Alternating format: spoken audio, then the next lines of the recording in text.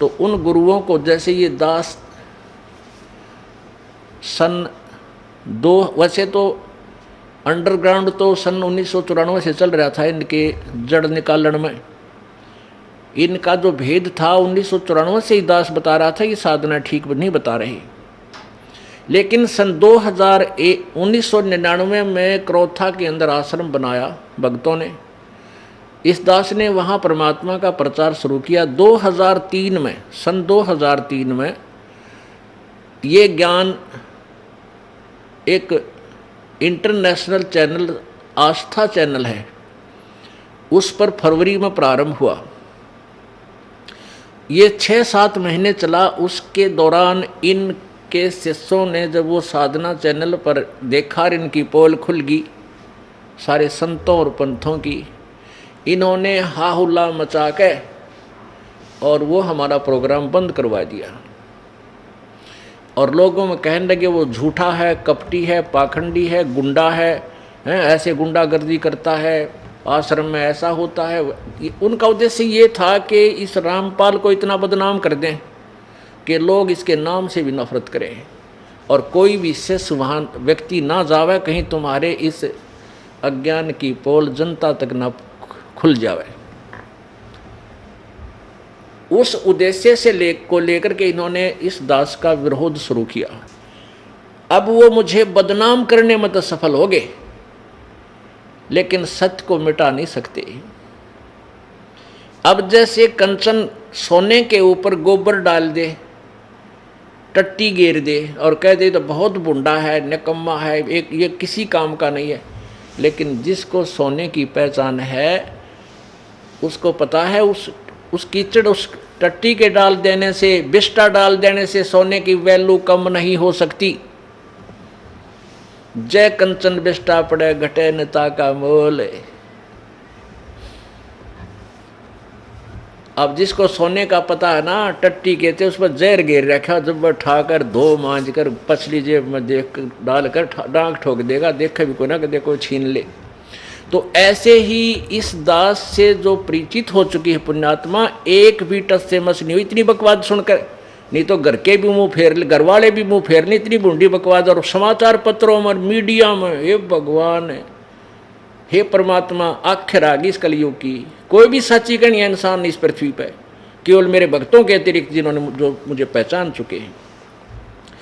इसलिए यही कारण है कि जो मीडिया को ज्ञान हम एक नंबर का अच्छी आत्मा मानता था ये दास, न्यों कहा करते भाई ये बात के समाचार पत्रों में आ गई है तो सही पावेगी, सच्ची होगी। अब हमें पता लग गया है कि समाचार पत्र सच्ची लिखना जानते ही नहीं। हाँ, उनकी लिख सकते हैं जिनका दबाव है इनके ऊपर, राजनेताओं की या पैसे के पुजारी हैं ये लोग, जहां इनके अच्छे पेपर बिक सके, बिक जाए, उनका कुछ भी लिख सकते हैं। तो पुण्यात्माओं, ये भगवान से बड़े नहीं है, ना राजा है, ना कोई अन्य व्यक्ति है जो वैसे काज कितना ही अपना मुंह फुलाए फिरा रहे। समय आने पर देखना इनकी क्या दुर्गति होगी। आने वाला वो समय दूर नहीं है। ऐसा जुल्म फैल गया जनता में, भाई ने भाई देख कर राजी नहीं, प्राण भाई का प्यार नहानी, पैसा पैसा नजर आता है, या बकवादें आती हैं, डीजे, शराब पीना, सरेआम बहन बेटियों के साथ बदतमीजियाँ होनी। ये समाज बना दिया इन नकली संतों ने। अब इसको सुधारना है, इस तत्व ज्ञान से सुधरेगा, 100% सुधरेगा, क्योंकि सब दुखी हो चुके हैं। अब एक से एक बढ़िया टेलीविजन बना लिए, दिन रात गाने, फैक्स ये क्या बोलना है, FM के, और टेलीविजन, इसमें मोबाइल छोटा सा, इसमें पूरी फिल्म 3-3, 4-4, 10-10 घंटे की बकवाद भर के, और सब देख देख कर छक लिए। क्योंकि ये आत्मा की खुराक नहीं और मन की सेटिस्फैक्शन हो ही नहीं सकती, चाहे कितना कि मैं बना ले। आप एक गाना बढ़िया सा चलता है कोई फिल्म में, एक बार तो सब के मुंह पर वही होता है, और हफ्ते पीछे वो कहीं चले तो भी अच्छा ना लगता।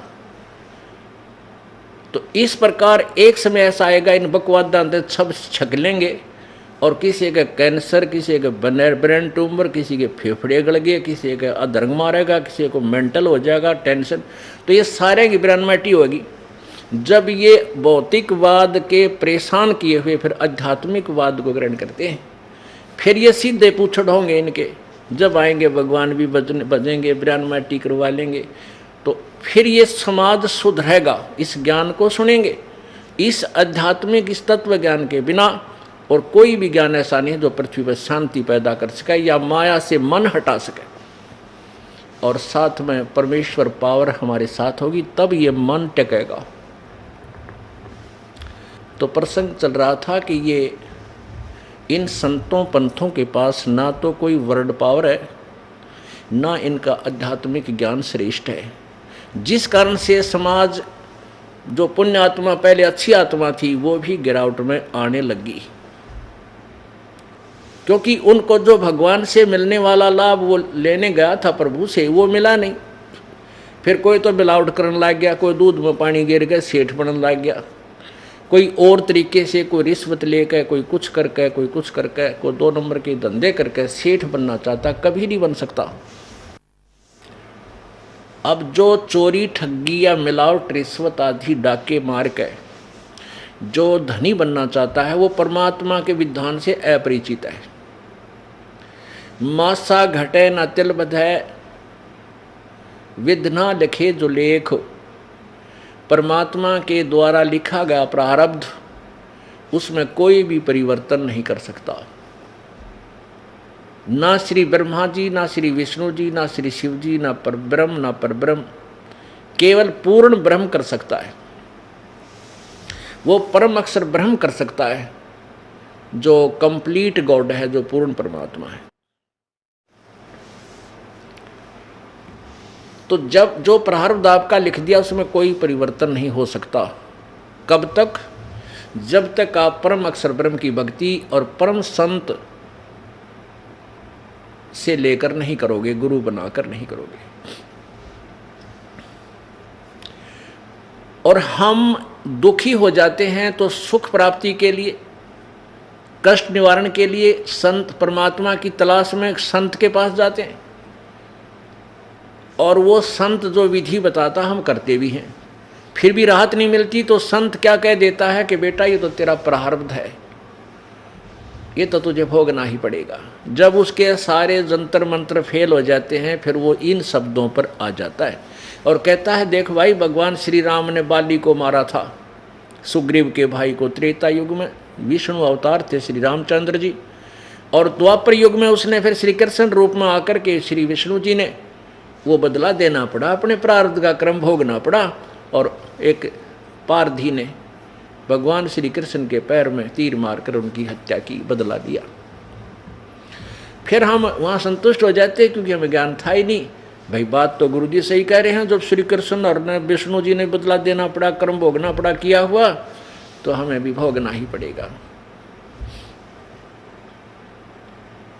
अब पुण्य आत्माओं, फिर भगवान की आवश्यकता क्या रहेगी? जब हमें जिसे हमारे कर्म में फूटे फाटे उनमें दुख ठाना है, तो भगवान की क्या आवश्यकता रहेगी?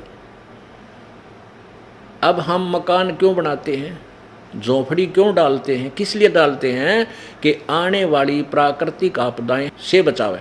अब जब तक वो झोंपड़ी हमारे पास नहीं है तो ओले पड़ेंगे, वो भी सिर में लागे, बूंद बरसा आएगी, वो भी सारे कपड़े बेदर साफ सब कुछ कंडम कर दे, आंधी आ गई सो सब उठा पुटा के इधर फेंक के चाहती रहे, सर्दी व सतावे, गर्मी भी सतावे, यानी सब कुछ ऊपर ही गिर रहा है। तो वो बचाव के लिए वो हमने जो साधन बनाया है वो उनसे बचाता है। तो ऐसे ही परमात्मा की ओट, पूर्ण ब्रह्म की जो ओट है, वो जो हमारी मदद करता है, वो कर्म के जो प्रारब्ध के जो आपदाएं हैं उनसे ऐसे बचाता है जैसे मकान झोंपड़ी बचाती है। और जिनके पास जो स्वयं ही बांग पिए पड़े हैं और दूसरा ने भी एक घुट्टी दे दे, ले तो पीले बस गए, ये हो सकता नहीं। अब नशा है तब तो कहीं पड़ा रहे, लेकिन उतने पे अच्छा तो फिर सारा पता लगेगा, सब कुछ नुकसान भी हो चुका होगा। तो ऐसे ही हम अज्ञान रूपी भांग के नशे में अज्ञानी संतों के पास जाकर उनसे वही भांग लेकर पी लेते हैं, वही अज्ञान में हम अटके रहते हैं। लेकिन फिर भी मन नहीं टिकता, साहूकार बनना चाहता है, वो चोरी शुरू करता है।